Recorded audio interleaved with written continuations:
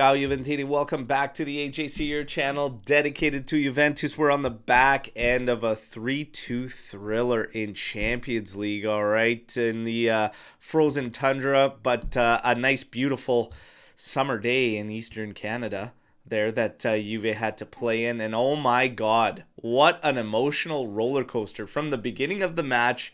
The coach's thoughts talking about the temperatures and the weather they're playing in, to fans already frustrated about making excuses, to the game and just first half to second half, the scoreline, the finish, absolute insanity. But can it be a spark as Juve finally shows life in Europe and a Yildiz masterclass at play as well? We're going to break it all down and have a lot of fun today. I got Paolo with me. Paolo, how are you doing today, brother?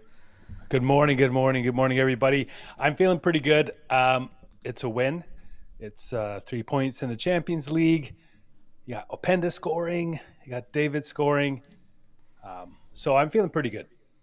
There you go. You got to be happy when it's a victory. It's a victory show. We're going to keep it upbeat, but we are going to break things down and still analyze because that's the deal. All right. Cugino Eddie, DR1S, great seeing you in here. Azzurri Juve, great having you in. Ciao to Embrel, Forza Juve Eric, Alex P in here. And Bossman coming in here saying first half is literally the worst half of football I've ever seen. Well, let's kick things off with the first half. Let's start with starting lineups. We're going to rip through the highlights and then get into all the juicy stuff in the aftermath. Okay, so your starting 11 for this one was Perin, Kalulu, Kelly, and Coat Miners, and McKennie, Locatelli, Adzic, Cambiaso across the middle with Conceição, Miretti, and Openda. That was the starting lineup. So obviously you got some notable absentees right off the hop in the starting with getting Adzic and Miretti both in there from the start. Yildiz to sit, and then Openda the one getting the start. Real quick, what did you think about that starting 11, Paolo? It was surprising. It's not something we've seen before. Perin getting in nets, which I think he's good with his feet. He's better with his feet than Di Gregorio. But he was a big salmon last time he played. So I was surprised, and I was kind of curious to see what would happen. Yeah, it was for me, I called it after that disappointing game against Fiorentina. I said it's time to shake it up and just throw a little caution to the wind and get some guys out of the norm in there and just change it up. Miretti was an absolute must for me. I liked that. I could make sense of the Openda start, even though I don't see him as an out-and-out, all-alone number 9. Still made sense in this game because of his pace and the way that Bodo was going to approach this game at home, what we at least anticipated to see from them.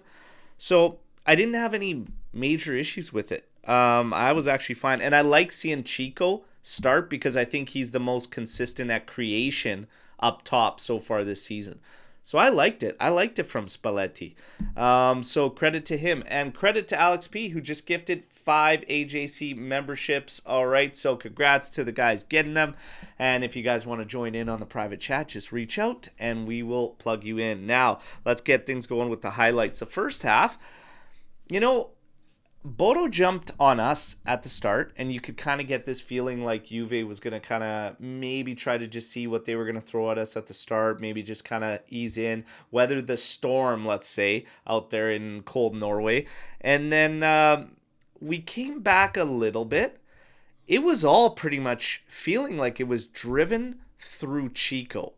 It felt like we had a lot of guys just missing the mark technically outside of Chico Conceição in the first half.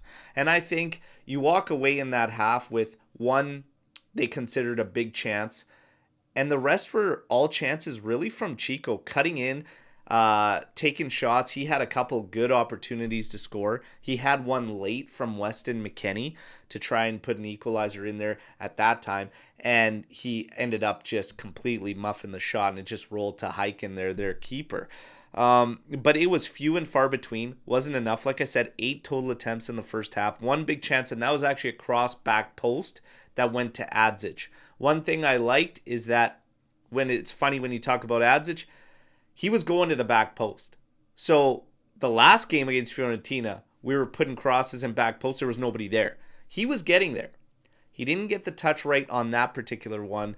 That was a good scoring opportunity, but there was also some issues with a lot of guys. But that was really it. There wasn't a whole bunch from Juve. And in the end, we go down because it's Blomberg at the back post in the 26th minute, all alone, and buries it home. And I'm just like, guys, again, a set piece where there's just nobody watching somebody. And he's all alone coming in there at the back post. So Miretti drops off because he's to be watching the post. And there's just nobody else there. Perin gets a foot on it. Not enough to kick it away. And unfortunately just goes straight up into the back net.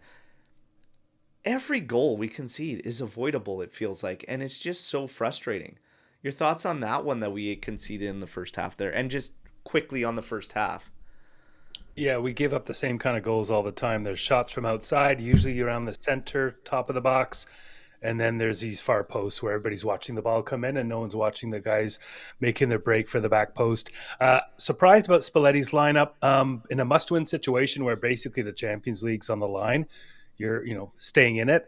For him to make all those changes was really surprising. I agree with you on Chico. He came out looking really strong. I was surprised at all the mistakes Bodo was making. I thought they'd be a little more aggressive and a little more in control, but they kind of floundered a bit. They coughed up a lot of balls, and we did get pieces of it. We did get a couple of shots in the first 10 minutes that were actually on target and from a little bit further out than we're used to. So we did have a couple of things going on, and Bodo looked like shit. So being down 1-0 and being down the way we were at half was really frustrating, and you could see some of those first half decisions not really panning out the way I guess we wanted to from their performance. Maybe they panned out the way Spalletti wanted to make his point, but the performances were really all over the place. First half, it ends. We're down 1. Adzic had to come off. Absolutely. Yeah, he was horrible. Yeah, I feel for the kid, but it had to happen. There's no room for feelings. And that's kind of where I'm at with all the players right now, because I hope that whatever the message was, we'll talk about the second half because it's a major shift. But I said, you got to go into this through the watch along in the chat. There's like 5 players you could throw out there that you want changed at the half. Not just Adzic, but like he was obviously clearly sticking out as one of the really, really sore spots. And I'm going to say why I absolutely had to have him off. It wasn't solely the mistakes. Because was he the only one making the mistakes? Absolutely not. Oh, McKennie was.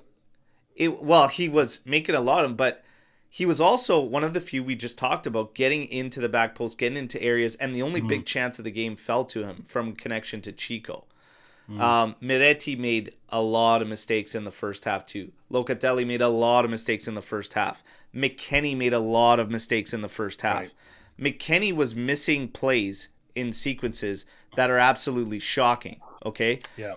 Speaking of Mac, you can drive a fucking Mac truck through this passing lane, and somehow McKennie puts it behind Miretti making that run. He puts it behind him here. This kind of shit is unacceptable. There is 5 players you probably could have said see you later to in the first half. But Adzic was an absolute must. And I said I probably have a short leash at half. 10 minutes, 15 minutes, tops. 15 minutes maximum for some of these other guys that you're going to give the benefit of the doubt to. And maybe that's just being a little more tolerant with guys that have a little more experience than young Adzic.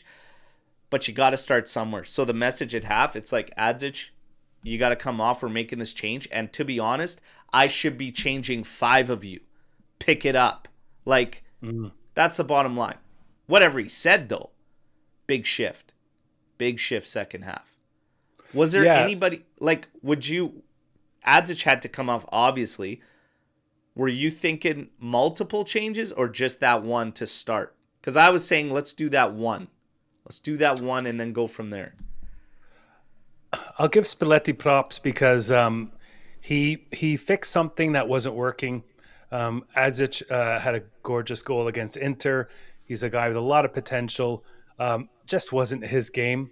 and everything was going wrong. Spalletti yanked him right away, didn't keep him on unnecessarily for any reason for 10, 15, 20 minutes. I thought McKennie was, for those, that pass was an example, but he was rough in the first half too. And he stayed in, and you said give him 10, 15. It worked out to be a good thing. He could have changed a couple more guys, but I'm okay that he didn't. Guys like Meretti were finding their legs. I think these are also guys who don't play much. So you need a few touches and hopefully you get going, but it doesn't mean your game's going to go well if you need a few more touches. You saw Meretti's frustration trying to send a ball down the line and it goes out. So he was patient where he needed to be, and he yanked Adzic for the sake of everyone right away. And I thought that was good because a lot of coaches will sit on that move for a number of reasons and run out of time to do it sooner. So you talk about guys, and you guys hear me often say like babying these guys, or these guys are protected and baby. It's kind of things like that. And whether you're young or you're a vet, it really shouldn't matter. Like, you're at the point, like, you got to get results. You got to get over the finish line. You worry about the man management after. Your responsibility in that moment is adapting to the game, is getting your team over the finish line where they need to be. You deal with Adzic after. So, yeah, credit to him to reacting and whatever else was said, because these guys were night and day in the second half. Night and day. And it was just something so simple as tempo. Get those legs going. And we say it a million times over. Work hard. Like, it's half the battle. Get the energy up. Drive. And then they were. They were in the second half. They're rewarded almost immediately. So, obviously, Kenan Yildiz and the second half, like, Yildiz was just ridiculous. And Meretti, a way better second half. And McKennie, a way better second half. But 46 minute, Yildiz and Meretti linking up top of the area. Meretti tries to sell one, and it doesn't go his way, but Locatelli pounces on the loose ball. And Locatelli was also, you could see all our mids. Everyone was getting up, swarming Bodo and pushing them back. I like the aggression. That's the way we should have been playing them in the first half. Locatelli pounces up, finds Yildiz. His shot's blocked. Openda stays onside and finds his first goal in like 8 months.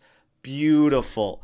Beautiful. This was perfection. Openda on a goal, finally getting off the schneid. Now he can get that monkey off his back. Juve equalizes early in the second half. We're all over him, and now we can look to take the advantage. Beautiful start from Juve, okay? 52nd minute, this was a beautiful goal. We steal the ball in the midfield. We find Meretti. Meretti pokes it ahead to Openda. Openda lays a beautiful ball, bending behind the back line to Yildiz. And Yildiz unselfishly back into the middle for Meretti, staring down an open cage, but offside. Offside for Openda. That was and just barely. Unfortunate there, but that was a beautiful goal. Now, we continue on. 6 minutes later, Meretti again slipping behind the defense. Yildiz finds him, and Meretti puts in a good ball that McKennie gets way up, and he just puts that one home. Beautiful goal. 2-1. I think we all said the same thing, Paul. Don't stop. For the love of God, don't stop. Now, we don't stop. But there's a lot of changes. And changes were being made, and we were kind of still going up. Not a lot of chances coming anymore, and you could slowly see a shift as time went on. And then Bodo started to pick it up, and then you're like, okay, we're going to probably just clamp down here. And you could feel it. That we're probably going to clamp down, maybe try to hit him to seal the deal.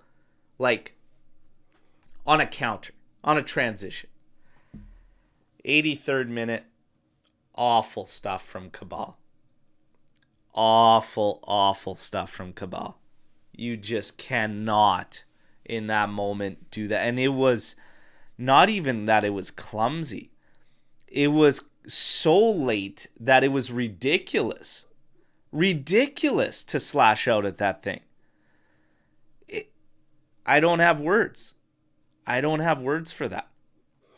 Yeah, you could have argued whether Spalletti should have put Cabal in for Cambiaso or not. Was Cambiaso having a problem? Cambiaso hasn't been playing great, but he's still better than Cabal on either left or right side.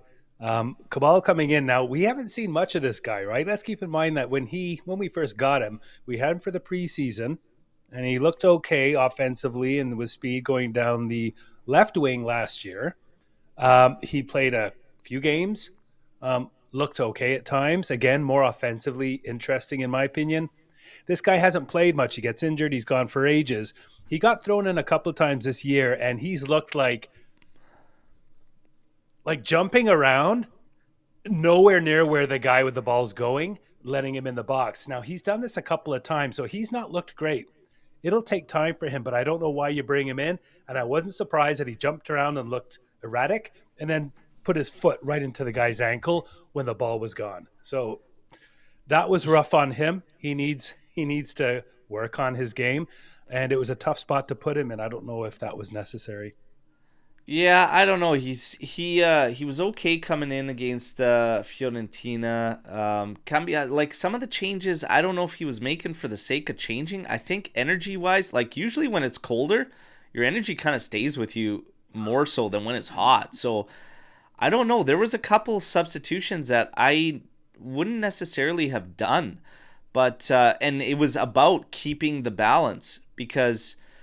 Yeah, we'll talk about it and just the vibes with this team. And I still feel like this is a team that has to play a certain way because they can't just go into management mode. They just can't do that. We are at our worst when things slow down and when we start getting slow and everything stops moving and we switch off. And yeah, this was definitely just a brutal moment from Cabal. PK, Fett ends up burying right down the middle as Perin dives to his right. And there you go. Just like that. Just like that. And then, out of nowhere, 90th minute. We get 6 minutes out of time. This is right at the 90th, and we win the ball. Locatelli immediately sees Yildiz out with a 1v1 scenario, gives it to him, and Yildiz takes on his man, and there was a few times he had that guy on skates a couple times, and he goes at him, and it's like that's what we want him to do. You don't get that often in Serie A with the 1v1, so when he's got him, that's his game. He's going to do it, and they kept giving it to him, and that's a recipe for disaster. But this one got a little fortunate because his first dribble didn't quite work out, but he still managed to get the ball behind, takes a shot. It's deflected. Heiken makes the save, but it falls to David, who actually heads up because he didn't stick to the inside of his defender, in which case he would have never got to that. He had the wherewithal to take a step back and then move around to the backside, anticipating Yildiz shooting to the backside, which is the right play. The percentages, the fundamentals. We talk about doing fundamentals right. You shoot that far post. Heads up and doing the fundamental thing by David to get himself in the position to be at the back post for the tap-in. And yeah, it's a tap-in, but just something so small like that. They don't always go in, though, man. Those don't always go in. Something so small as sticking to the inside there and not having that wherewithal to read and go around. And that's an easy mistake to make when you're getting critiqued heavily every second that you're playing out there. So whether it's a tap-in or not, heads up to just do the right thing. Do the basics, boys. 3-2, thriller. Get the hell out of Norway, okay? It ends there. And guess what? I think the team's actually stuck there because the airport, because of the winter conditions and stuff. So I think they're still there hanging out in Norway. But it ends there at 3-2. And oh my God. Where do you start here with this one? I'm going to hit you with stats. I'm going to hit you with some player ratings, but then I'm going to get your like kind of biggest takeaway, I guess, out of there. So if we're going to look at the statistics in this game, big contrast from first half to second. The game ends and you've got 42% possession for Juve, 23 total attempts for Juve, 5 big chances. 3 big chances for Bodo on 18 attempts. Now, it's got to be stated, in the first half, Juve had 8 attempts. So we doubled our attempts in the second half. And we had 1 big chance in the first half, 4 in the second. It was a world of difference from first half to second half. And real quickly on the ratings, you see him here. Pedin coming out with a 7.7. Kalulu a 7. Kelly, I don't believe, should be at a 6.2. He's at a 6.2. Cope Miner's at a 6.5. I'd put them all around 6.7, 6.8s, to be honest. McKenny, 7.7. Miretti, 6.8. Loca, 7.4. Cambiasso, 6.6. Adzic, 6.2. Conceição, 7.5. Openda, 8.1. Yildiz with the official man of the match, but we'll get to that. My question to you, as we get into your view of this game, is what do you believe is the true storyline? What is the key takeaway from this game? As many are saying, the 3-2 thriller, they're questioning, does it show resilience or does it show vulnerability? Because some feel this was a game that shouldn't have been as complicated. So, what do you think? What is your main takeaway in this one, and what are your thoughts at the end of the 90? I think many of us were a bit anxious about this game. The weather, the location, the surface, the kind of opponent we believed they would be, our form. So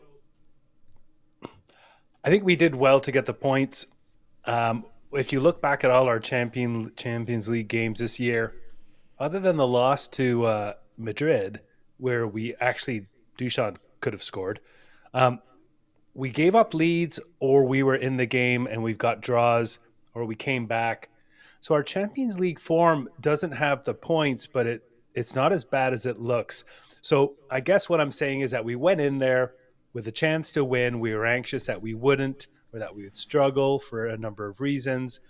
The coach and the team put it together and figured it out and got it done against a Bodo team that made a lot of mistakes, and we capitalized on those mistakes and managed to get more goals in them and created a lot of chances. So positive considering all the situations.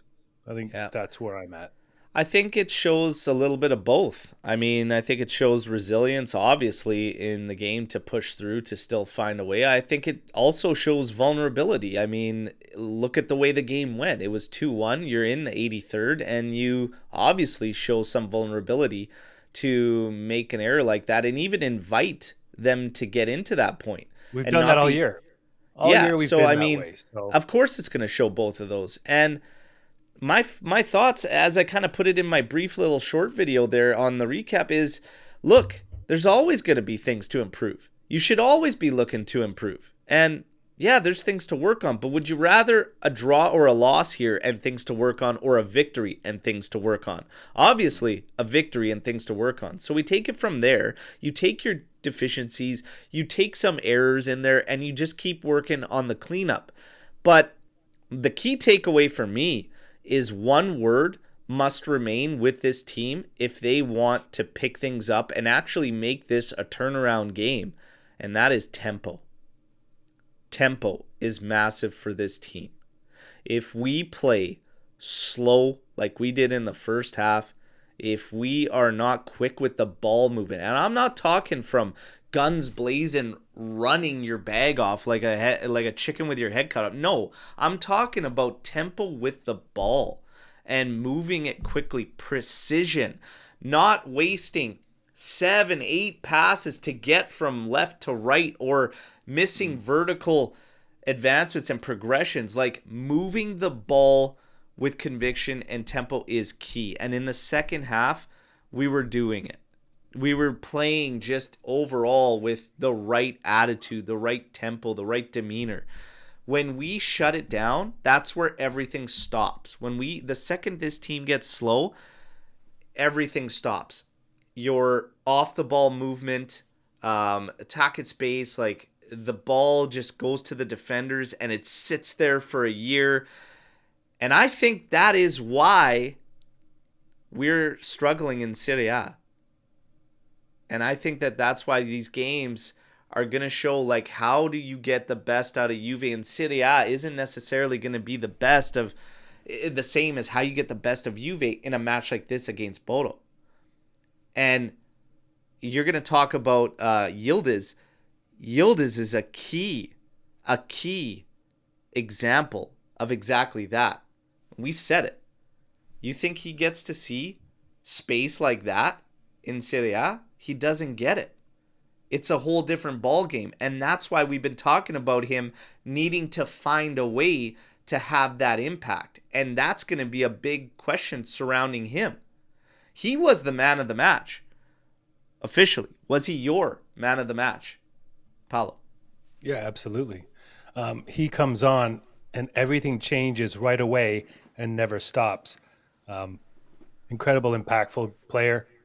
Interesting, he spent the first half sitting on the bench, so maybe there was a message there to him.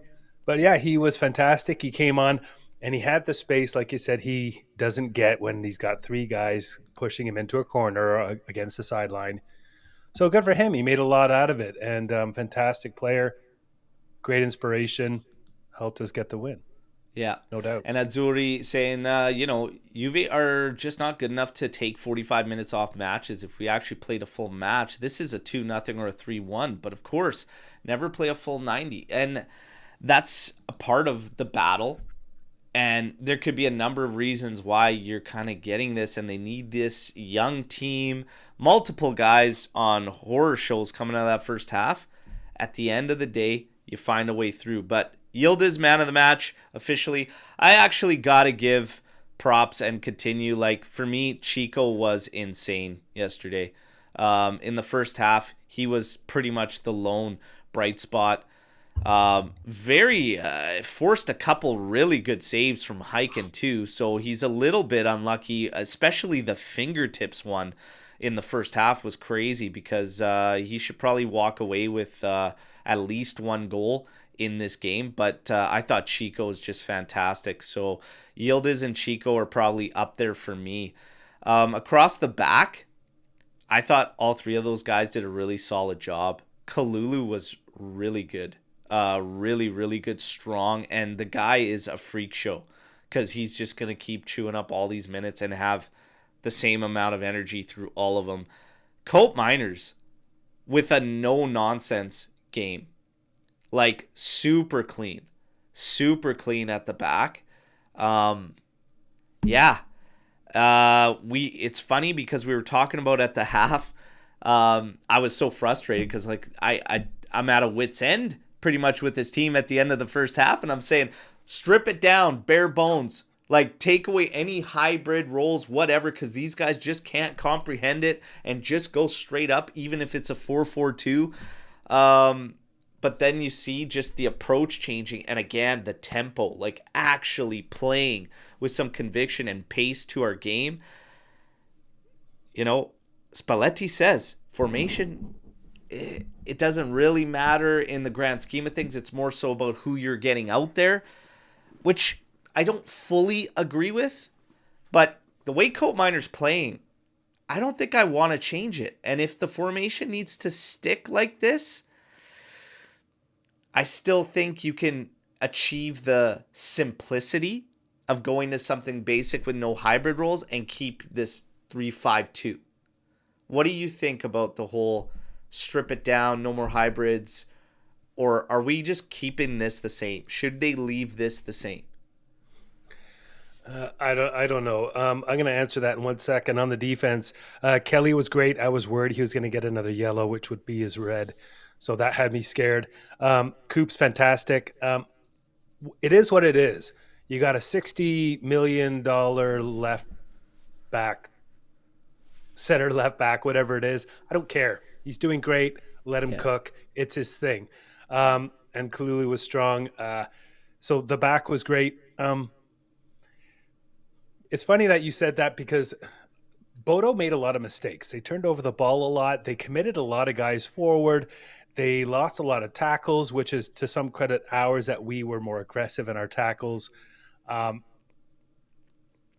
You won't get that in Serie A, and we won't get the room and the ability to kind of counterattack the way we did in such open space. Me and you have always talked about keeping things simple, going back to basics. We talked about that through the whole Mota year where they were trying to get too cute and they were doing nothing right. So I agree with you in principle, of course. It's almost like, and I was thinking this at halftime, I was almost thinking, you know what, I wish if we were really shitty in Serie A and Serie A wasn't so shit as a collective, we could be the park the bus counterattack team, keep it simple, 4-4-2, 4-3-3, really just make the other team work hard, counterattack, stay compact, stay tight, stay simple, win 1-0 every game, right? And we would be higher in the standings and we wouldn't be as miserable about the way we're playing and the players we have. But we can't do that because half of Serie A is shit. So it's hard to keep a standard. Yeah, it's hard to keep it simple when you have so many reasons that you should be playing a lot better and a lot more thoughtfully and strategically than the other team you're playing. So yeah, keep it simple, but we're Juve, we're supposed to have more to it than that, I guess. I think the simplicity could still be achieved even if he wants to keep this three-man backline. I just think it comes down to what you're doing in that midfield and with the attackers. I still think you use three midfielders, but I think Miretti's really got to be looked at as one of these guys that can bring that change of pace and change of like style out of the midfield, because I said it all along. We could see it before we sent him on loan. For whatever reason, this guy just knows where to be, where to go all the time. Yildiz and him started like just going to town in the second half and just like tic-tac-toe, boom, we're behind a defense. That was set, by the way. It wasn't always on the run. Like, they were set. And these guys made 3 passes and boom, all of a sudden we're in a crossing scenario and you see McKennie bag a goal. Like, Miretti can bring that. I would plant him above 2 midfielders. And I'd make a triangle there in your midfield. And that's simplicity. For the attack, you're going to have to sacrifice like going with Chico or Yildiz, because I also think the strikers need somebody advanced with them. So this Yildiz thing off the wing, yeah, when the games permit, great. Yesterday permitted. In Serie A, line him up closer to the striker, give him the freedom to move around, and if the game takes him to the wing, great. If it doesn't, and he's central, then that's what you do. And you keep utilizing the outsides, bombing them forward, and we go. But tempo's the biggest thing for me, man. Ball movement, tempo, and again, the game is simple. It's funny because we talk about the weather conditions. They make a big fuss about it. They talk about all this. I said, guys, at the end of the day, would I have cared? Would you have cared, chat? Paolo, would you have cared if Juve didn't get the result? It's 1 ball, 2 goals. Cliff said it the best a week ago, whatever. One ball, 2 goals. Get the job done. I wouldn't have given a shit about the temperatures or anything but I'm also from Canada, so I mean, whatever. Like I said, it's a nice summer day in Eastern Canada over there yesterday that they played in. So yeah, there's still some work to do. We got to talk about Spalletti. You talked about giving him credit, which we do definitely, for half moving, reacting quickly. Were you a little bit suspect on the substitutions he made while we were at 2-1?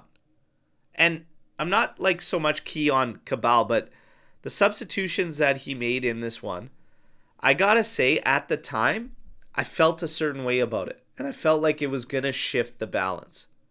And I always talk about that, how a coach can set the tone for attitude and how a team approaches play based off starting lineup, based off substitutions, based off any of that, right?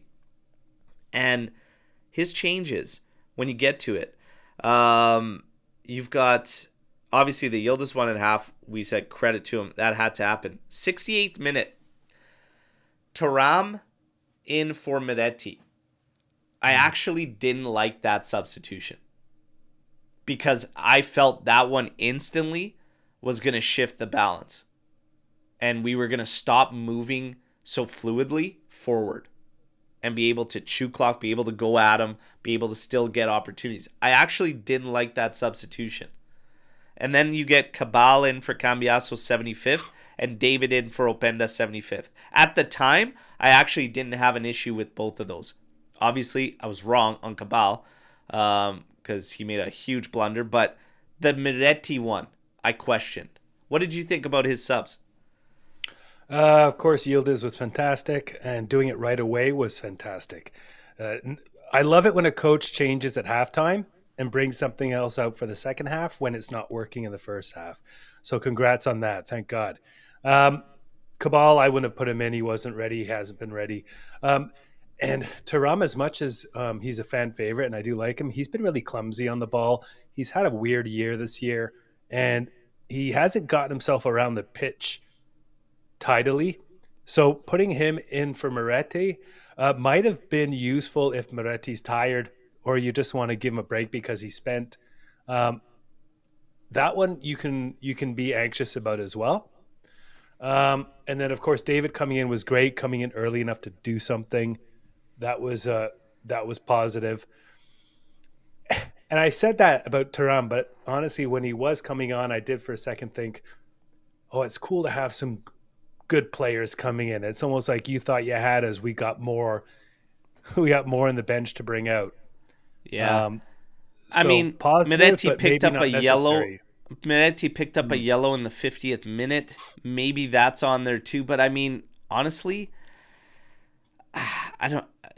To some degree, you got to have a little bit of trust in the guys too to like kind of get through that. I didn't have a fear that he was going to get sent off. I was never like, oh man, you got to take him off. I never got that vibe from that game.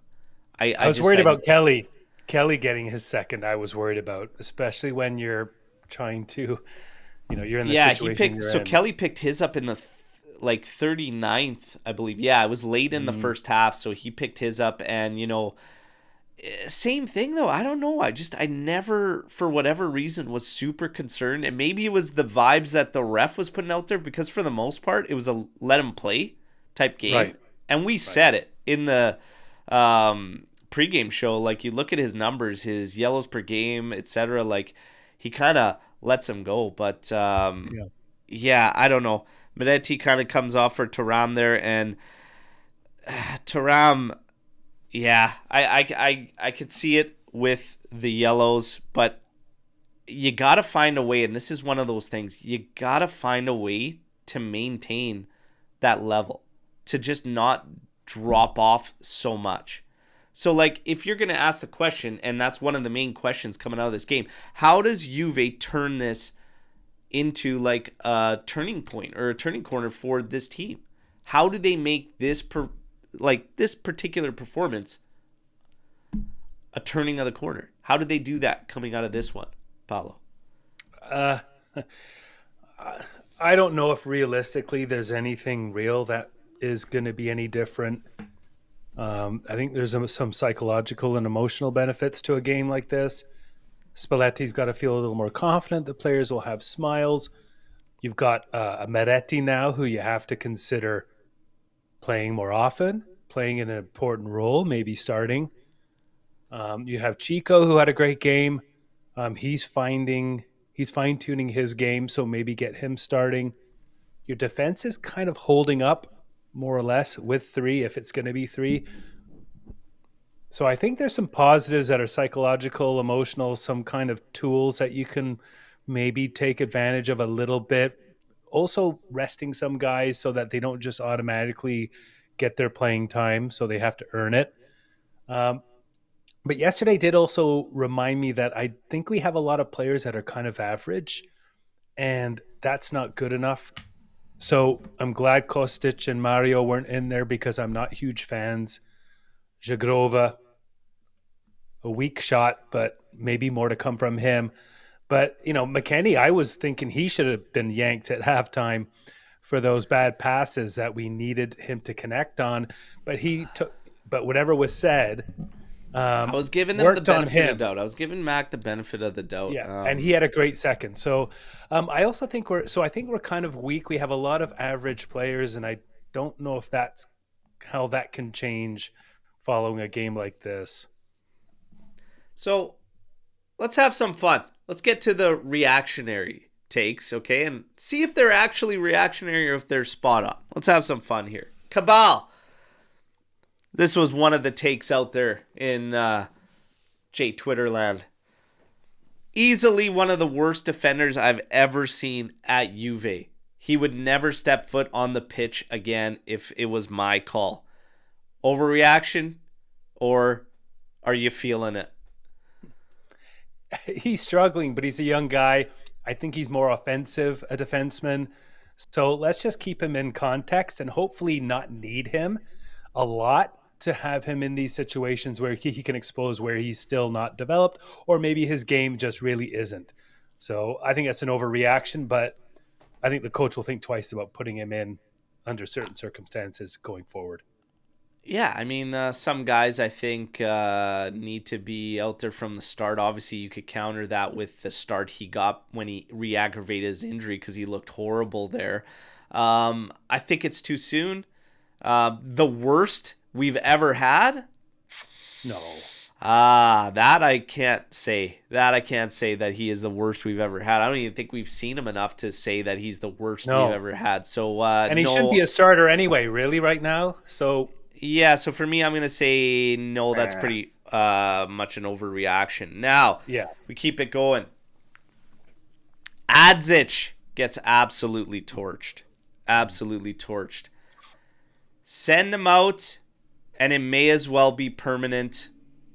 Just immediate send him out. That's just it. I see from a bunch out there on their takes, just Adzic will not be a Juve player in the future. And I'm like, holy smokes.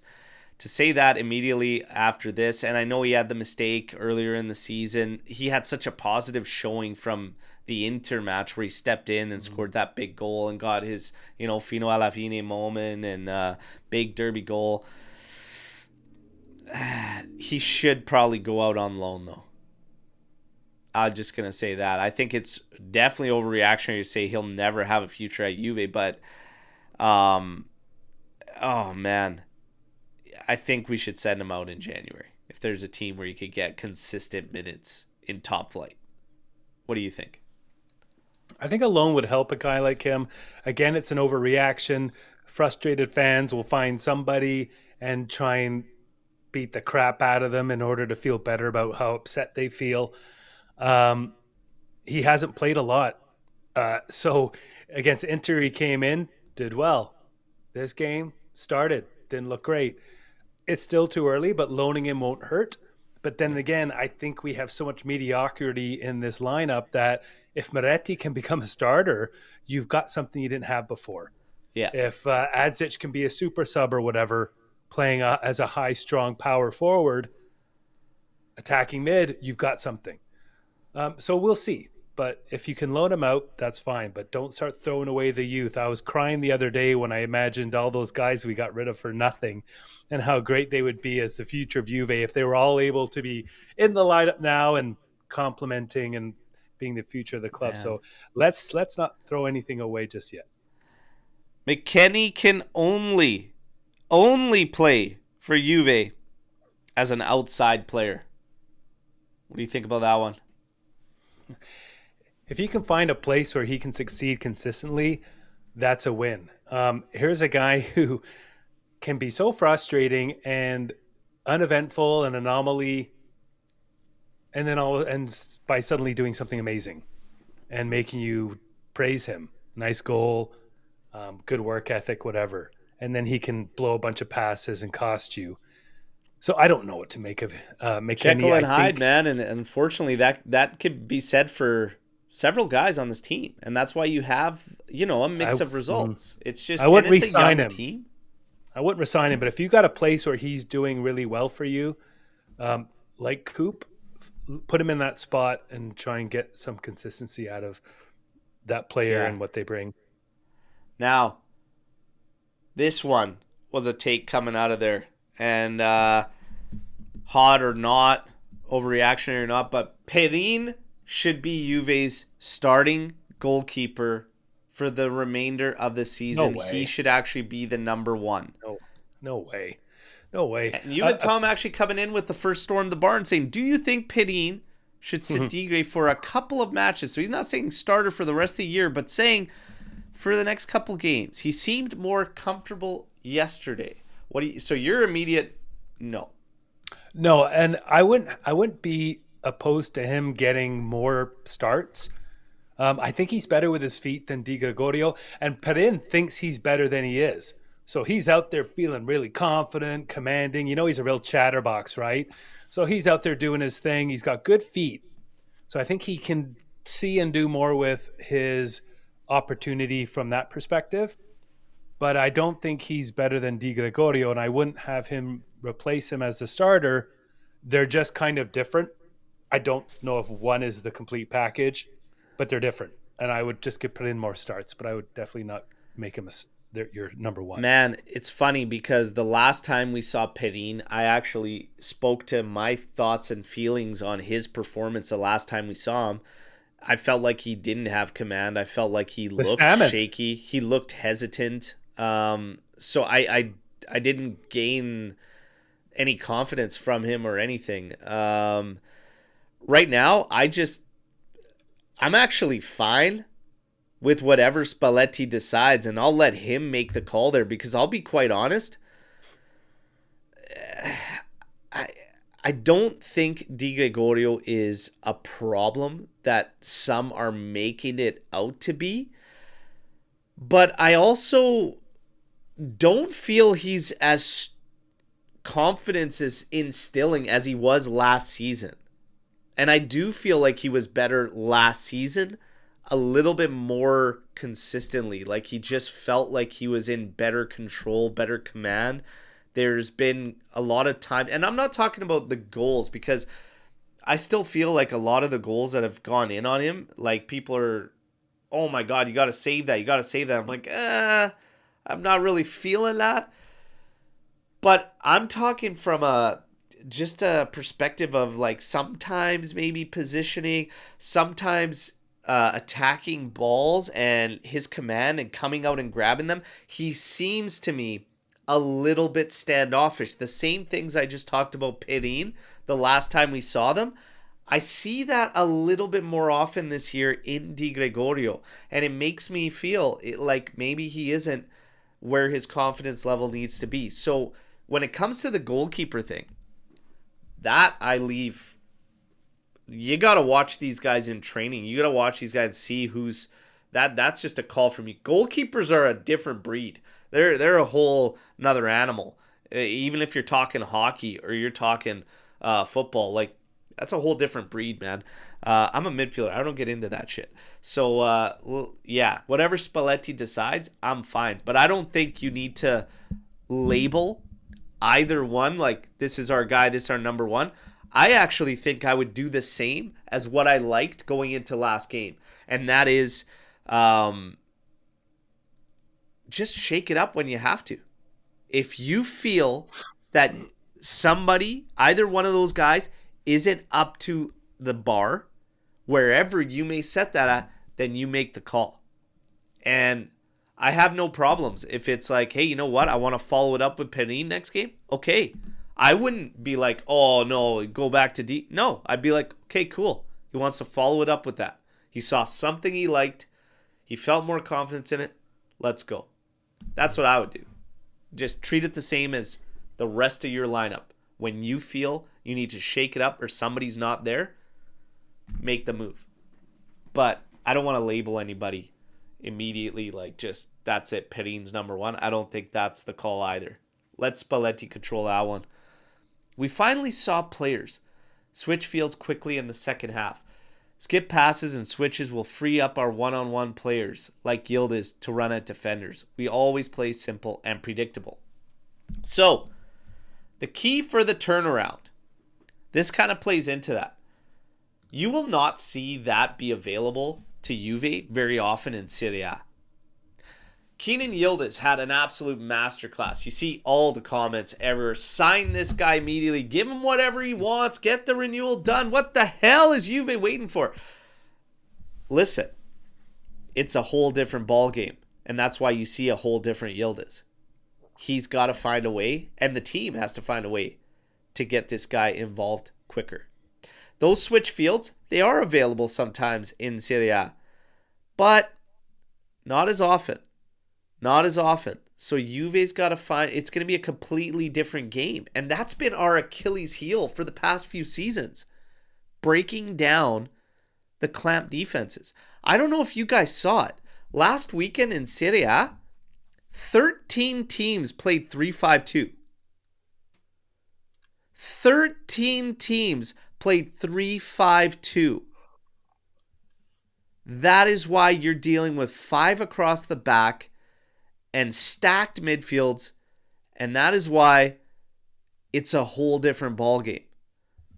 So you can't even look at this game to say, what do you do out of here? It's a whole different world. How do they do that? Number one, I do agree, though, that the ball, you have to let the ball do the work, and we have to be quicker. You're too slow. If you listen to Del Piero talk about this game yesterday, he said the same thing. He goes, the second you start moving the ball, letting the ball do the work, that's half the battle. That's where you start getting into a rhythm and you start finding your guys. He goes, whenever you have the ability to put one of those guys in 1v1s, Chico or Yildiz, you have to take that. He goes, any extra pass is wasted and the moment could be gone like that. In Serie A, you have even less time to get to that point, because it might only be a flash. You guys might notice when you're watching it and you're watching the game, you'll see a guy out on the sideline fucking jumping, just doing one of these, waving his arms. It's so congested in the middle sometimes, you can't get that look to splash it, right? It's like you have very little time to get into that. So it's a whole different ball game. In Serie A, the way they play, technical guys centrally is massive.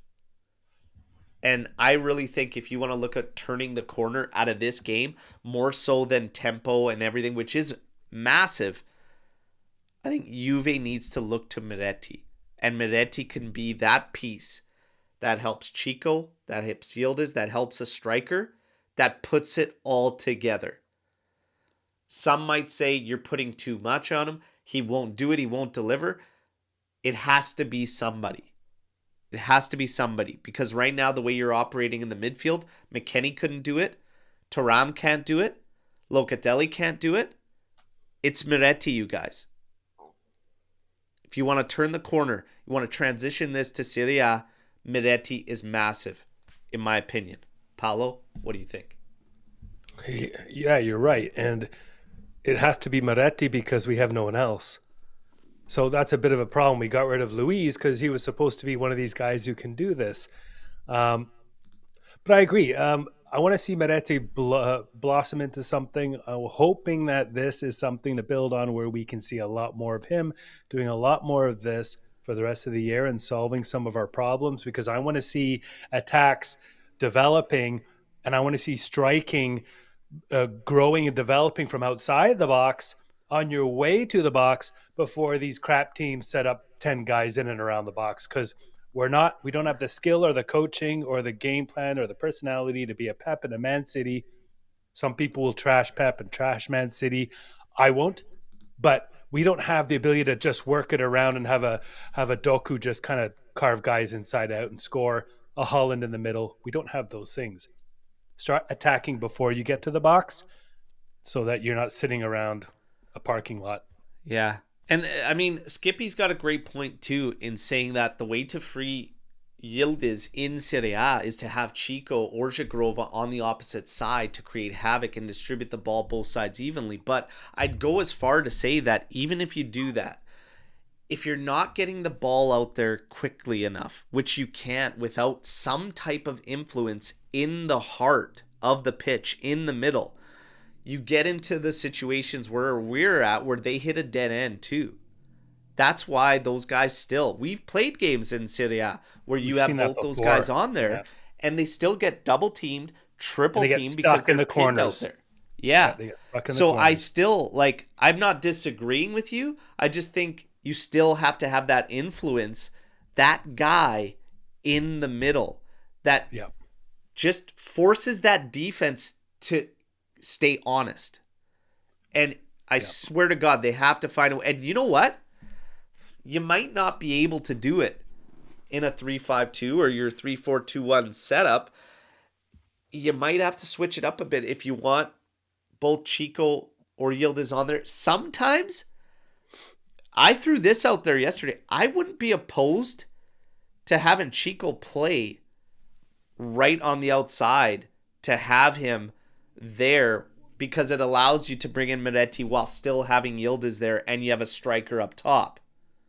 Would you be opposed to utilizing Chico as an outside right player where McKennie was yesterday? I'd be fine with that. These guys got to be on the field. They're your most dynamic players, guys like Chico and Yildiz, and if they're not getting triple teamed on each side and you have no command over the middle and it all goes to shit, these guys can change games and can panic more players on the opposition at more times, creating opportunities for others or for themselves. So I'm totally into finding that solution, whether it's that kind of diamond thing or whatever it is, or two strikers or having whatever the arrangement is. I'm no problem trying to find that because we have to make something of what we have. Yeah, 100%. But I do think that there is no one set way. I think sometimes that, even in saying this, that this is what I believe Juve should go with, I believe we need to see it and try it. But there's also going to be moments where we need to see two strikers playing at the same time together. And that's going to be in-game management and reads that Spalletti's going to have to make and everything. And Spalletti is still relatively new to the squad. But so far, I question not seeing any changes like at all after the 2-week international break against Fiorentina. And I was really upset that we didn't see Miretti start. Missed opportunity for Spalletti there. Yeah, and to see him at least react and go into a must-win Champions League matchup away from home to Bodo there and make those changes there, okay, we credit him. But again, it's like he's going to need a little bit of time. He's probably still feeling things out. You have a Storm the Barn here from Forza Juve. And by the way, everybody, get your Storm the Barns in. Like the video if you haven't already. Says, I love Spalletti, not babying the players. These divas have been so overprotected by recent managers and have never been called out. Spalletti might be the first piece of reintroducing the culture. Wow. That's a bold statement. I saw Gio in the chat write it a little bit further back here. I'm trying to track it, but he said, it's the first time since Max I actually have confidence in a manager, with something along those lines. So do you see that Spalletti could be this first piece of reintroducing the culture of Juve, the culture at Juve? What do you think? I don't know. I think as a senior and experienced manager, he will probably sort out a couple of things he notices right away, which will be to our benefit. For example, the whole Coop thing is brilliant. But we haven't seen... I haven't seen revelations from him yet, and you could argue what he was trying to do yesterday in the first half, he could have done against Fiorentina. Fiorentina is a shit team. They're in last. Now they're tied for last, and we got one goal and conceded one. So I think Spalletti is going to be interesting, and it's a good medicine for what this club needs right now, considering everything. So we'll see where he goes with it. But I'm more interested in finding out what he puts together that he can march out there almost every game and then make the adjustments because of a situation or an opponent, but establish something, whatever it is, that gets us more wins, a couple of draws, reduces the goals, or gets us scoring more. Whatever it is, but we get more points. And then we'll see what his lasting impression might be. But I think it's still a bit early. Oh, yeah, it's definitely early. In terms of Spalletti being the first piece of reintroducing the culture, I personally myself believe it needs to start higher up. So if I'm looking at the culture change, I think it needs to start with the new management team. And it's far too soon for me to say that they're going to do it or it's happening or whatnot. Right. Spalletti, I think, he's playing with free money. I've said this the entire time. I mean, from what he's coming from with the Azzurri and how that went. And you also have Juve that is at a point now where these players have nothing to hide. This is a situation that I think favors Spalletti. Mm-hmm. And I'm hoping for the best because I believe this is ideal situations for both parties, Juve and Spalletti. Because these players have nowhere to hide. Spalletti, that takes a little bit more off of him. And he's got a little bit more wiggle room to play with now when he wants to make a call, when he wants to make a decision. Are you going to question him on any of these guys when he makes a call and he's like, no, I want to take this guy out? Why would you? Because the track record is going against them now. So Spalletti has that advantage. So he's playing with free money, So I don't think he's got anything to lose in this 8-month period that he's come to join Juventus. He's got nothing to lose. You've got players that have been absolutely slandered and everything's put on them because he's the third guy in a year and a half. So, yeah. Which is crazy when you think about it, right? Oh, it's crazy. And Juve's not going to fight. Like, at halftime yesterday, I was taken aback at some of the comments that were talking about getting rid of Spalletti. Guys, Spalletti's not going anywhere. We're not going to go into a third coach in a season. Like, the fact that they got rid of Tudor so quick was even a shock to some. But we're not getting rid of Spalletti. Spalletti will finish this year 100%. Like, it would have to hit the depths of hell in the Serie A table to even see them considered. So he ain't going anywhere. But I think he's playing with free money. I think the situation is ideal for him and Juve. I think we can... I think I have... If I'm on a trust level on a scale of 1 to 10 in Spalletti, so far the way he's operated, I'm sitting somewhere around a 7.5, to be quite honest. I'm somewhere around a 7.5. I'm about a 6.5, 7, but Commander-in-Chief Comoli, he's got some employees now, right? He's got a team that he's putting together of henchmen that are going to help him see the team and the situation from through more eyes and maybe from a wider lens. So it won't be in their interest to have Spalletti fail, and they're going to be more than happy to let things kind of figure out. So it's going to be an interesting year because we do have support players, management that we didn't have before. And we'll see how this Comoli team and Spalletti work with whatever they've got on the field right now. And in January, let's see what happens. We need them to hit. So Vlahovic in the news today. Go through some headlines. Felt a slight discomfort in his right thigh during the warm-ups for the game yesterday.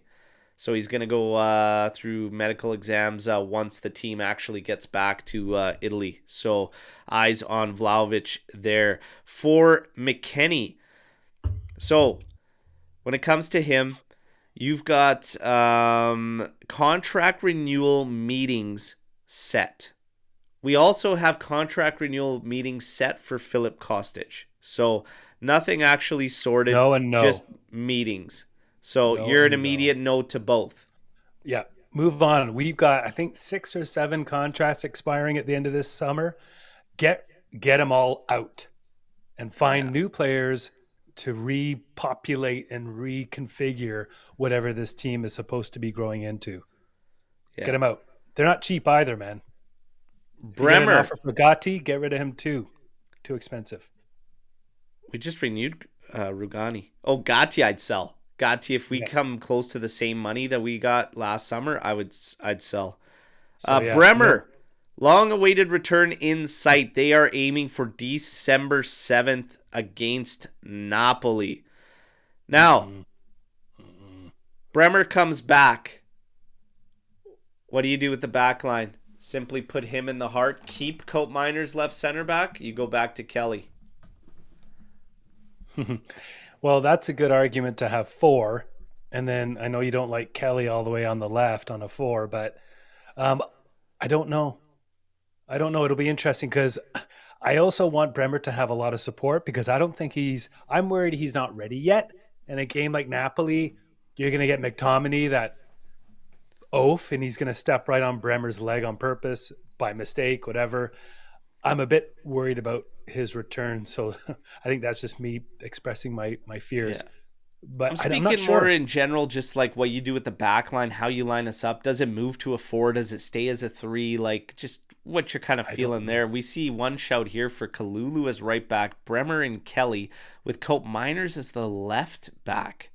I would do that. I would try it, but we don't have evidence Spalletti's convinced 4 is going to be what he wants. So, but I like that 4.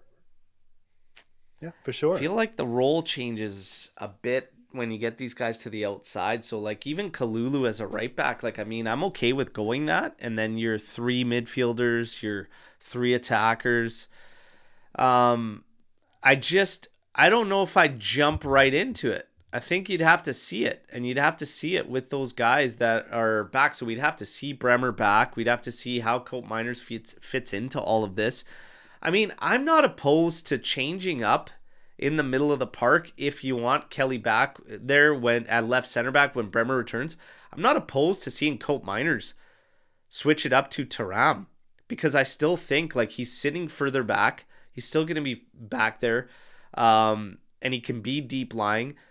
Miretti, it's the problem for me is what we do ahead of that. Like, I'm comfortable with several setups in the back line. I'm comfortable with several setups in the midfield. I honestly believe what happens further up is where the breakdown is. And I feel like these guys get isolated way too easily against the bus in Italy. And that's my biggest thing. So when we were hearing the rumors during the international break of Miretti playing as director deep in the midfield, I go, that's not going to fix anything for Juve. It isn't. If you're looking at Miretti, it's more advanced up the pitch. And that is where the breakdown is. So I'm open to seeing what we do. But Bremer, they're eyeing up December 7th. And we are obviously November 26th, so it's not far out. I just really wish for the best for Bremer because the meniscus thing can be so sketchy. So let's see. In terms of some rumors, Juventus is closely following Hungarian midfielder Alex Toth from Ferencváros. The 20-year-old has been, I love it when you hear this, has been dubbed the next Szoboszlai. So the next Szoboszlai, Alex Toth, Juve's got eyes on him. Okay. All right. Do whatever you want with that one. Cambiasso, 100 matches for Juve. 100 matches for Juve so far. What are your thoughts on Cambiasso right now? Because it's been flipping right now. Back and you forth threw for that a in at the end. Right now. I'm gonna not answer the right now part. I like him a lot. I like him with his left and right capability. I think naturally he started as a midfielder, so I think he's much better in a aggressive offensive scheme instead of being stuck on a sideline somewhere at the back. I think he's a better player than we've seen this past year since he was caught in the hot tub with Pep.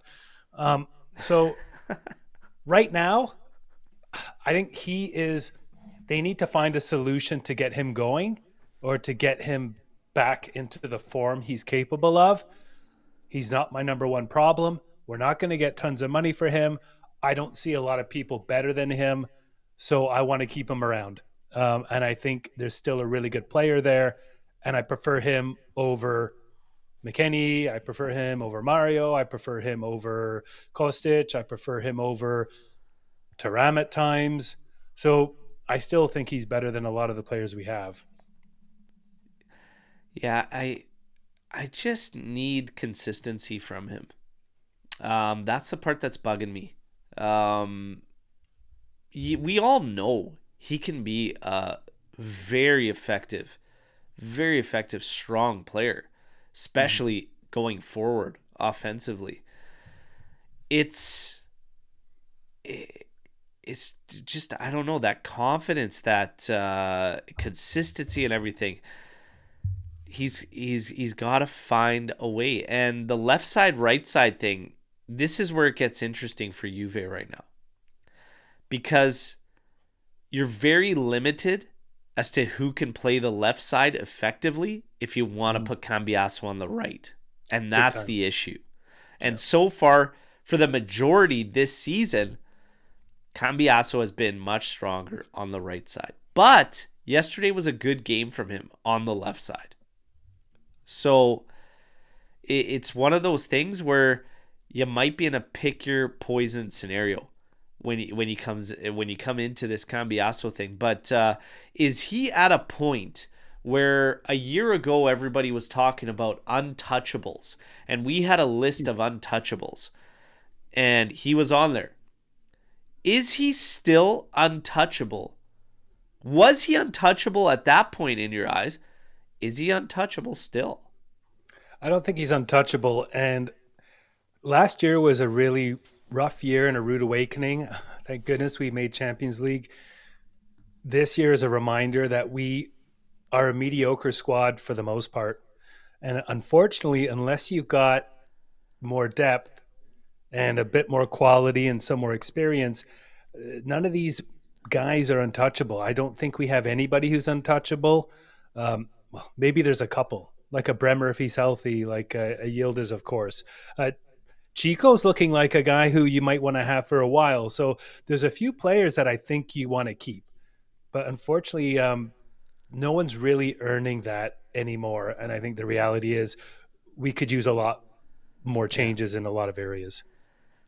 I think I'm at the point where if I'm talking about Cambiasso, I don't believe he's untouchable for me. If he was untouchable at one point, I don't think right now he strikes me as a guy that's untouchable on this team. And I'll be quite honest, untouchable is kind of like a term that's not really going to work for me anymore, because this goes back to the Di Gregorio Maignan like scenario, the hypothetical.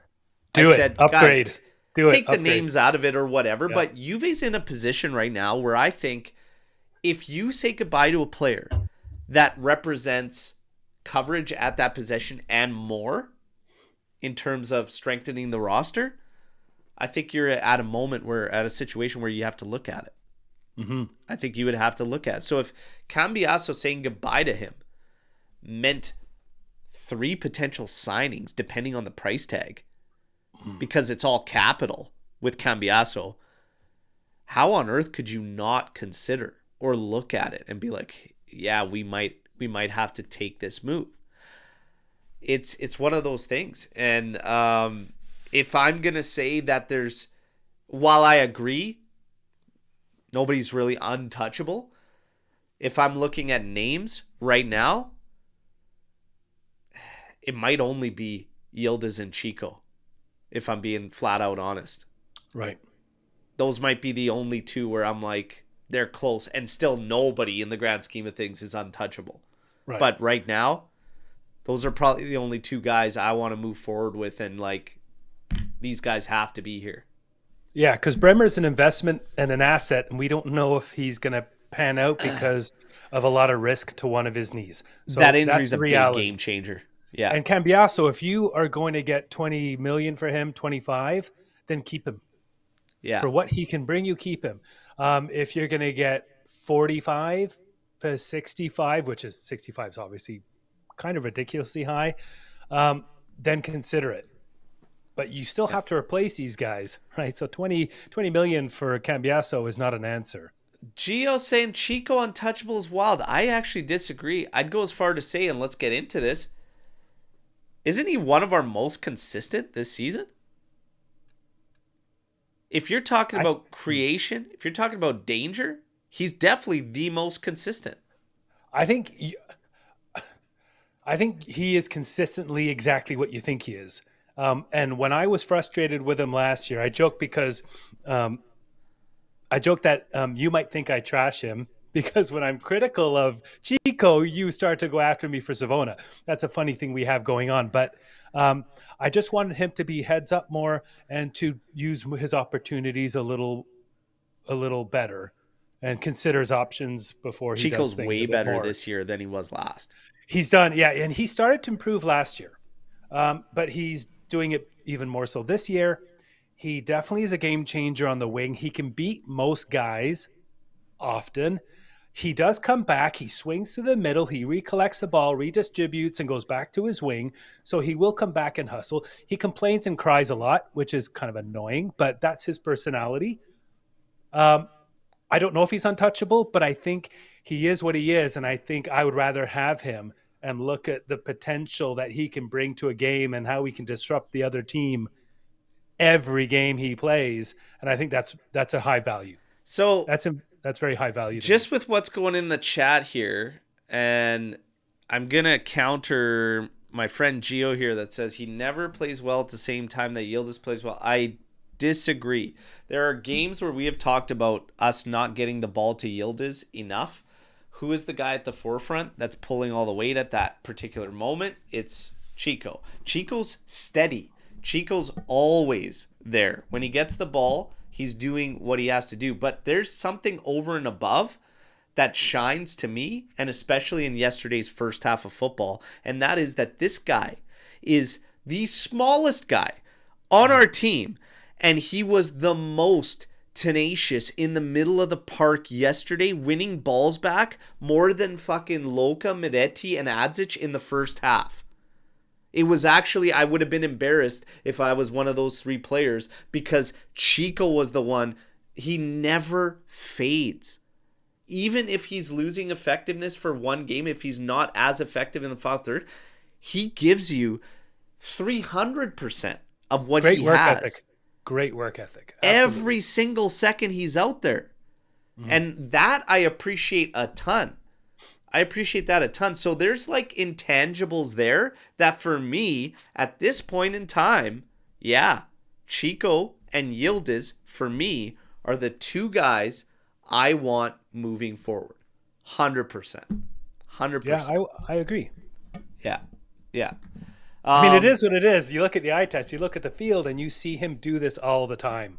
It's not like he takes a game off. It's always a few tweaks and maybe a goalie that doesn't do the Buffon on him. He's got a few more goals. So yeah, I think there's a lot going on there for the positive, for sure. Yeah. And he said, so Chico's great in the first half. Yildiz came on, and then Chico disappeared. Chico almost scored in the second half while Yildiz was on the pitch. But yeah, and also Yildiz is pulling attention to him. But Miretti's also like all of a sudden, this is not a bad thing. This is not a bad thing because when the ball gets over there, Chico's there. Dude, if you have more mouths to feed, that's not a problem. So you have Yildiz wants the ball. Guess what? Miretti wants the ball. Chico wants the ball. Like, that's not a problem. That's not a problem for me. Man, I want more mouths to feed. Now we start getting into rosters through the decade of dominance. Go look at how many mouths there were to feed. on that team. That's what you want. So I'm all for it. Who is the most consistent player, though, this season? Who do you think has been the most consistent? One of the names that's been thrown out there is Lloyd Kelly. Steady Eddie, the most consistent. Is he in the running for most consistent player this season? Yeah, I think so. And it's funny because when he came, he became such a target for people's frustrations. It was really unfair. And I would make jokes and predictions saying Kelly's going to score, Kelly's going to score. Not because I thought he would. I just hoped he would. And I was trying to defend a guy who was given the burden of the responsibility of our failures, and I didn't think it was fair. Now he's actually gotten improved, and he scored a couple of goals for real, and he's become more consistent. And I'm happy for him. I'm happy for our defense to having him, and I'm happy that he's finding a place. So yeah, he's been great. He's in the mix for sure for the most consistent. And it goes to show you, like, just in general, I haven't jumped on certain guys, okay, and I'm usually told, and I just laugh about it. I don't really care, and I love it. I think it's funny. We all challenge each other. The Army challenges us. We challenge each other on the panel, but I've been labeled that it's biased because I'm Canadian, but I'm not jumping on David. I wasn't jumping on David. I wasn't jumping on Obenda. And I'm like, guys, I just need to see more from everybody.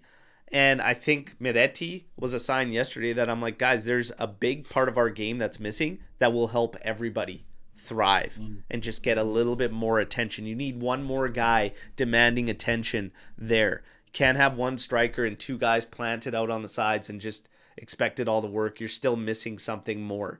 And these guys getting these goals, but like, it goes to show you Kelly. I remember watching Kelly as a left back when he first joined this team, and I was like, my God, that was probably some of the worst performances I have ever seen for this team. A little but scary. Now you get to this guy. Now you get to this guy now at where he's at, and like making a home for himself at this position. And going a step further and playing at the heart of the back line when everybody was kind of like, oh, at the heart. And he does his thing. He's found rhythm. He's found peace from all the hate, from all the instantly get rid of this guy, worst whatever, like junk. And I always said a lot of it had to do with the way the media tied him to Huijsen, which was not the case. And if you follow the team, you know, on a day in, day out basis, you know what the situation was there. And it was never a Kelly in, Huijsen out situation. Kelly still, for me, you know, he deserves the credit. He deserves the props for what he's doing because he's found himself a home. And he's in a discussion now that when Bremer comes back, you're thinking about it. You're like, man, his pace is huge. Even if he gets beat, 9 times out of 10, it doesn't even matter because he gets back. You know, sometimes these guys at the back, and we fell victim to that yesterday, especially on the Cabal play. If you go back and circle back to that, Cabal had to step into that whole situation because we collapsed so far. I still want to see us tight and play aggressive and like right man to man. But Kelly, like overall, if push came to shove, moving forward next season, I'm not at a point where I don't look at it. Like I think if I'm picking out guys I'd probably sell first if the numbers were right, I still don't think he's like, oh, I'm not at a point I'd sell. I think it depends on the numbers. But Kelly, he deserves credit, and it goes to show you that you can write guys off maybe a little bit too reactionary, a little bit too soon. So everybody's just got to pump the brakes, look big picture. And I've said this. The first year is definitely, and when you talk about a guy that came in January even, it's even more so important to not write the story in just half a season, let alone the first season. Mm-hmm. Because the majority of players, not everybody picks it up like that right off the hop, the immediate signings. That doesn't happen a lot. The second year, And you can go to big names too. Do you guys need to go back to Mbappe and what Real Madrid fans were saying last year versus this year and the change and everything? It's not just like nobody players or no-name players. Like even the big players fall victim to it. Look at Man City and Liverpool. They turned over their rosters to the point where they brought in all these great, expensive players, and they're still trying to figure their way into the system and individually find themselves. So it's not just grip it and rip it all the time as much as we want it to be, right? But if you're talking about Kelly, he deserves credit because he is definitely up there with the most consistent on this team. Kalulu as well. He's kind of been consistent too. Who? Kalulu. He's been fairly consistent as well. At right center back? Oh my God, I'm just so happy the days of him as a right wing back are over because that was just atrocious. But right center back, the dude's putting in shifts at right center back. I love it. But in going to writing guys off, David, that's a big goal. Yeah. Openda, that's a big goal. Big time. I said it doesn't matter how. When you're at that point, it doesn't matter how. You just got to get the monkey off your back. It doesn't care if it doesn't matter if it's a tap-in or it's a screamer. It really makes no difference. You putting the ball in the back of the net gets the monkey off the back and hopefully just like a sigh of relief, right? Like, oh, okay. But how those goals were finished is important to me because what was really frustrating about Openda is he's had chances and he's thought too much. He's touched too much. He's looked around too much. He hasn't shot right away. When he scored yesterday, the ball came to me, he just turned around and bam, hammered it. Didn't even look to where the net was, just turned, hammered it, goes in, right? Thank God. And then David, that ball's coming in. Now, he almost scored a couple, but that ball came in and he opened up his foot and he carefully put it right to the right side of the net where there was a gimme, an open spot. And if he just pushes it into that right side, he knows it's going in because it's so important in 90 plus 1 minute to get this thing in. And he calmly has his balance, focus, opens up his foot, inside of the foot, nice and carefully into the wide open hole, a goal. So that's a great finish. And he was an Iceman yesterday. So that was a great finish for him. Something that if he doesn't make that, ouch, right? Yeah. But he settled down and he made the perfect touch, the perfect finish, a great goal. Both goal scorers goals for the right reasons. So it's important how they went in. I'm hoping that turns a corner for both of them and they can both look back at those slumps. Slumps are always going to come to an end. Even the best go through them. It is what it is. But it's just this writing off that it's like, let's have some composure. Let's relax. Let's understand that there's not anybody that is just thriving. You know what I mean? And just scorching things at Juve. There's very much a lot of team things and team elements that we need to put together. And we even talked about this game versus your typical Serie A match. And I laughed at that statistic. 13 teams last weekend. 3-5-2. Like, it's horrible. A whole different ball game. Juve has to find a way to be effective. You almost have to have two completely different approaches, but they're focused around the same ideas and fundamentals. 3-5-2, some of the things that we do, and this plays into this next Storm the Barn. We might wrap up on this one too. Chico and Yildiz are always getting no space because our midfielders can't make space for them. Why? Because our opponents are not scared of our midfielders going forward. They are so passive. So when I'm talking about two different styles of play and whatnot, the majority of the teams in Italy that play 3-5-2 also add an element that we really haven't. So when you look at Juve playing this 3-4-2-1, 3-5-2, whatever the hell you want to call it, they will often have one of the outside center backs push forward and become an extra in the middle of the park, sometimes even higher, to like be an extra body that could cross it in. As they move forward, it pushes another body into the area. So the majority of teams that play this style setup also have two strikers. Now you're talking about outside players, like you're talking about teams that have 4 or 5 bodies in the area. We don't do that. If you watch Juve, even through Tudor's time, now with Spalletti, Cole Miners, Kelly, Orgatti, Kalulu, like they're always back. Always back. In terms of the outsides, they'll get forward. They'll get forward on the outside. Yildiz is also still sticking to the outside. And Yildiz, we even saw in the second half there, when he comes on yesterday, he doesn't go back post. He's not chasing for aerial. That's not his game, right? So that's an element that's gone. And we saw it a couple times. I'm like, why are you crossing that ball? Like, there's literally only Openda in the area because your game has to change completely. So we don't do things fundamentally. But the midfield, it's not because they're not scared of our midfield. It's because we have no actual presence further up in the attacking zone, like at the top of the area from our midfield. And when we do, I'll be quite honest, it's not the right guys because even Thuram is too passive more often than not at the top. And Locatelli will really only shoot if the lane's there. Otherwise, he's looking to distribute as well. This is why you need a set of completely different traits. Guys, I saw Mitch earlier kind of with a big question mark, Miretti as the Messiah. Not the Messiah, but literally the different skill set that is required.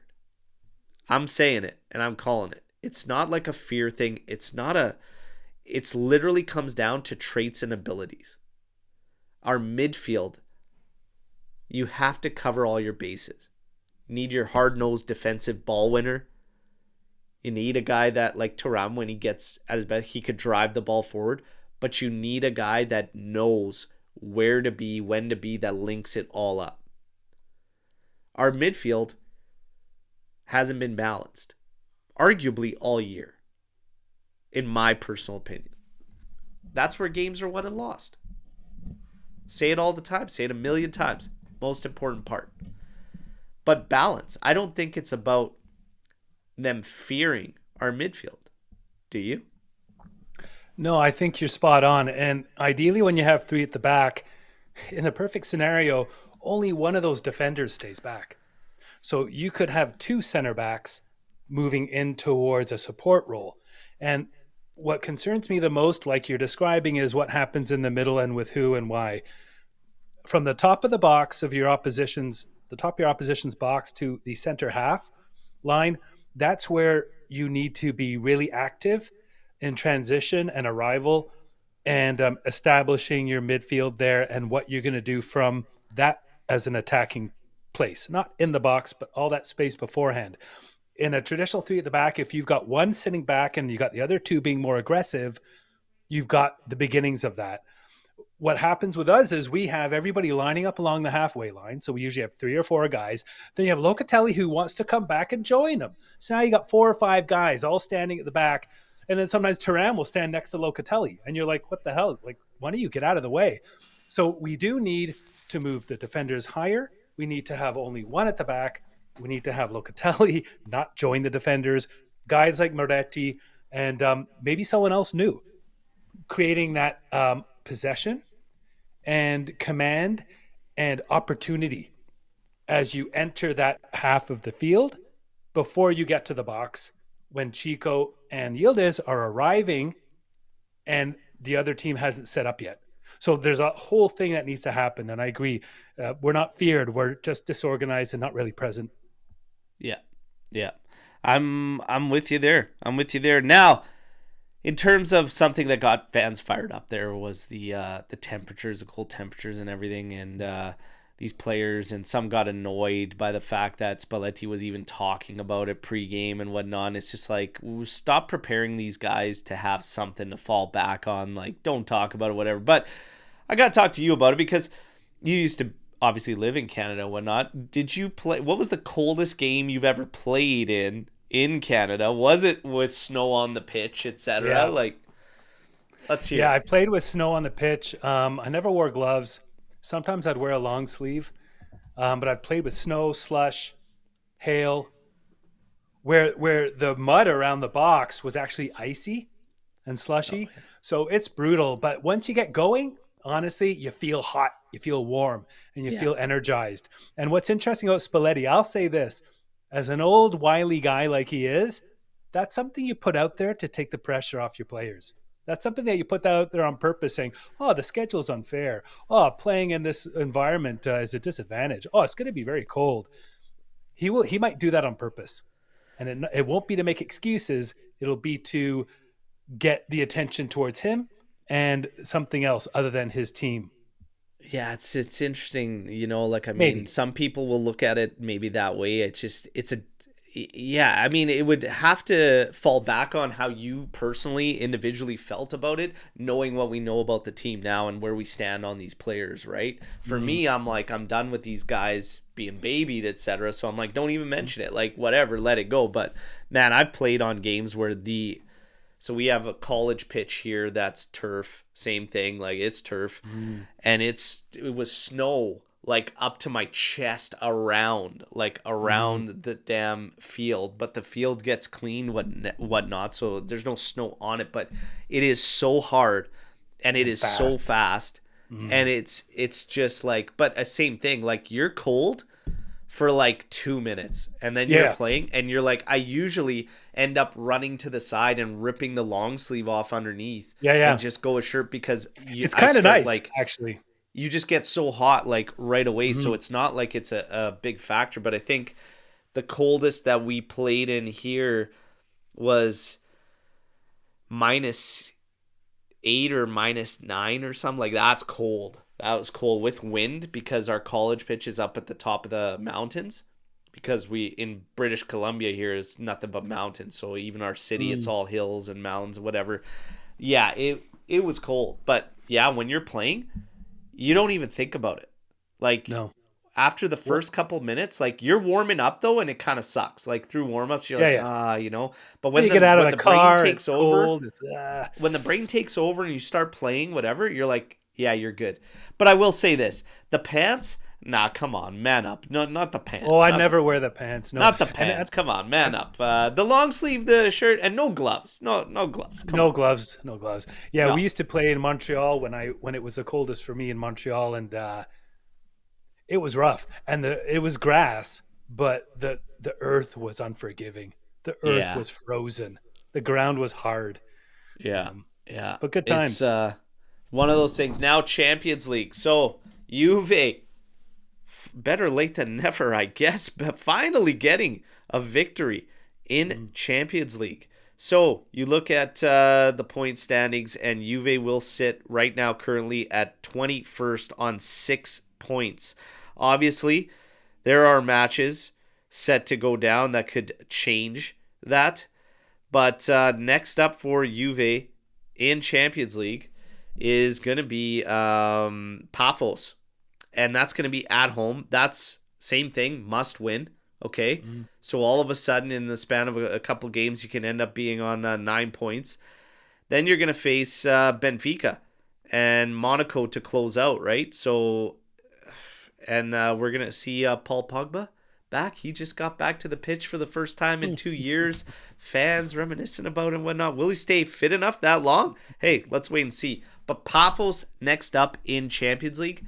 Benfica, we got a bad, obviously, record against them. We are at least hosting them at home. And to be honest, Benfica's not doing the hottest. So I actually feel good about both those games, but I'll feel better if we can get some damn momentum. So this win, yes, in a 3-2 thriller, you're going to see everything. You're going to be put through the emotional roller coaster. And yes, was it clean? Was it pretty? No. Are there things to work on? Yes. But you showed some heart. You showed some balls. And I think Spalletti saw something that was missing. Just like any win at the start of the season or right now, late November, the follow-up is crucial.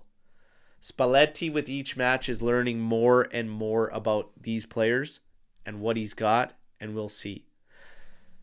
Żegrova. I want to finish on Żegrova. Came in, couple weak shots in the thing there. I still say, I don't know what the deal is. I don't know when he's going to be able to give us a lot and whatnot, but as it stands right now, everybody, Chico's miles clear until we see Zagrova like fully fit and ripping and able to start a game. Like, I need to see this guy at the start and be effective and whatnot. And I want to see him with David. So I'd like to see at some point in time, Moretti, Yildiz, Zagrova, David. I would love to see that front setup at some point. But right and you now, could put Chico instead of Zagrova there, and you could do that right now. You could have a Moretti, Yildiz, David, Chico, and I think we all want to see that sooner than later because that's ready to go now. That's ready to go right now. And I'd fire away. Like, the next team that wants to park it for Juve, and that's going to be probably this weekend against Cagliari. Oh, my God. I'm going to have to see that Yari Mina. Oh, Yari frickin' Mina. Oh, my God. Well, you know the drill. We're going to pull you guys in for all the news in the build-up to that match. We're going to have a match day live show, and I'm going to bring you another watch-along. Hopefully, we get another victory show, too. And we're close to naming the winners.